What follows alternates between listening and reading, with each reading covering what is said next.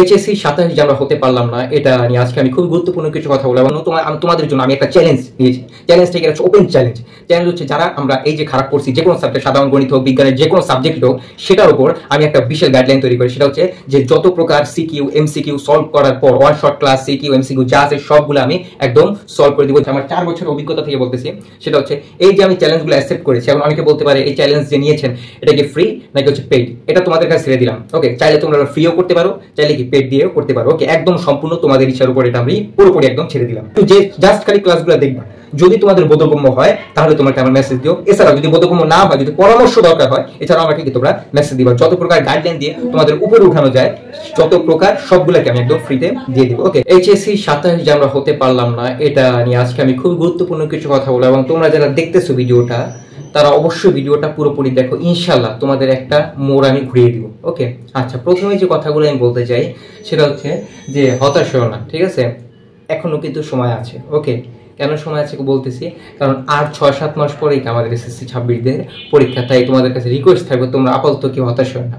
Second step, তোমরা এখন থেকে সিরিয়াস হয়ে যাও। সিরিয়াস বলতে বোঝায় যে তোমরা যারা আগে প্রাইভেট পড়ো নাই, তারা এখনই প্রাইভেট শুরু করে দাও বা বিভিন্ন কোর্সে ভর্তি হয়ে যাও। অর্থাৎ নিজেকে ব্যস্ত রাখো। নিজেকে ব্যস্ত রাখলে দেখবা যে তুমি যে খারাপ করছো এটা কি আস্তে আস্তে তুমি ভুলে যাবে। ওকে, থার্ড নাম্বার স্টেপ হচ্ছে যে পরীক্ষা কিন্তু আবার কি চোখের পলকে আমাদের কাছে চলে আসবে। ওকে, যেহেতু 26-এ আর 6 মাস পর ফেব্রুয়ারিতে পরীক্ষা হওয়ার সম্ভাবনা অনেক বেশি, সেক্ষেত্রে পরীক্ষা আমাদের খুব নিকটে চলে আসবে। ঠিক আছে, আচ্ছা, এরপর যেহেতু আমাদের পরীক্ষায় শর্ট সিলেবাস, তাই শর্ট সিলেবাস খুবই সহজ কথা বলতে গেলে আমার কাছে এবং আমার স্টুডেন্টের কাছে।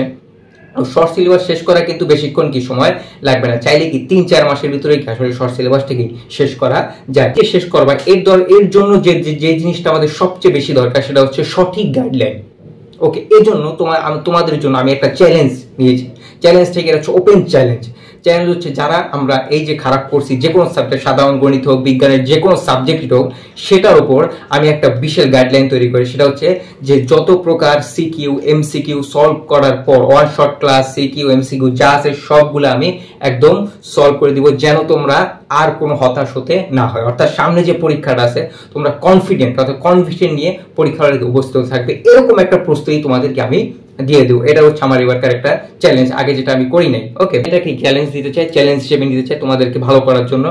এছাড়া আমি আরো কিছু কথা বলতে চাই, সেটা হচ্ছে আমার 4 বছরের অভিজ্ঞতা থেকে বলতেছি।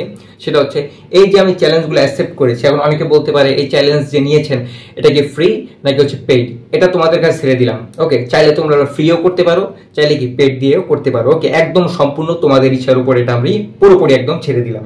এখন আমাকে তোমরা কোথায় পাবো?